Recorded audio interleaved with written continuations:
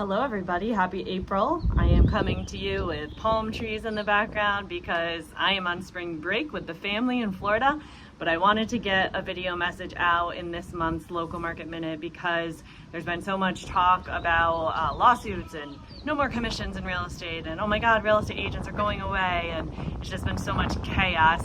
You may or may not have even heard anything, but I just wanted to take a minute to explain basically a very short version of what is actually going on.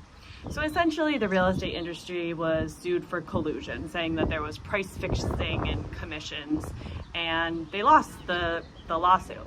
So we can debate all day long whether that's true or not. We don't believe it's true, neither does the industry. However, it is what it is, and they all settled because fighting it would have been something that just wasn't possible. So with that comes some potential changes that could happen, none of which have been correctly stated in the news. But essentially, we can no longer advertise a buyer agent commission paid by the seller on the multiple listing service. So all the doom and gloom media is really just based around that rule, because real estate commissions, as you probably know, have always been negotiable.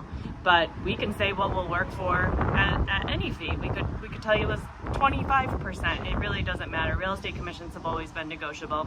And traditionally, part of that commission has paid the buyer's agent. So if you've been represented by a buyer's agent ever, they were paid through the seller, most likely, unless you purchased it for sale by owner. So that's basically what's changing. But with that, the media is the media, and sellers may decide that they don't want to pay buyers agents anymore, even though we think that that is definitely best practice, because obviously with paying buyers agents, that just allows the buyer to be able to afford the home in a lot of cases, because our first-time buyers, our veteran buyers, often they don't have that extra fund to pay for their own representation. So if it's not getting rolled into the price of the home, we're not really sure how people who can't afford their own representation are going to be able to have someone on their side during the transaction. So that's the long and the short of it. What we've done is I put together a survey. It's right under this video, and I would just love if you could take a minute to answer some questions about what your opinion is.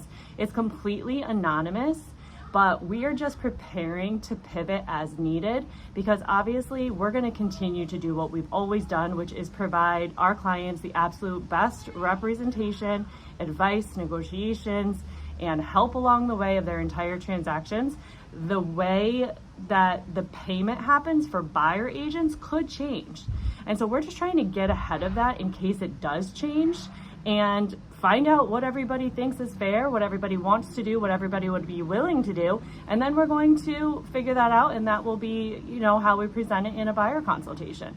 So we want to know what you think about that. So the survey below, we'll go through some questions, and then we'll gather some data and go from there. But what we are anticipating happens and hope happens is that sellers continue to say, I see why it's in my best interest to offer a buyer agent fee as part of my commission, and that they continue to do that, and that we just have to figure out how to know that that's happening, since it can no longer be on the multiple listing service. So hopefully things stay that simple. But in the meantime, we're preparing Plan B, so if you could help us out, that would be greatly appreciated. I hope everybody's enjoying their April break, and we'll talk to you soon.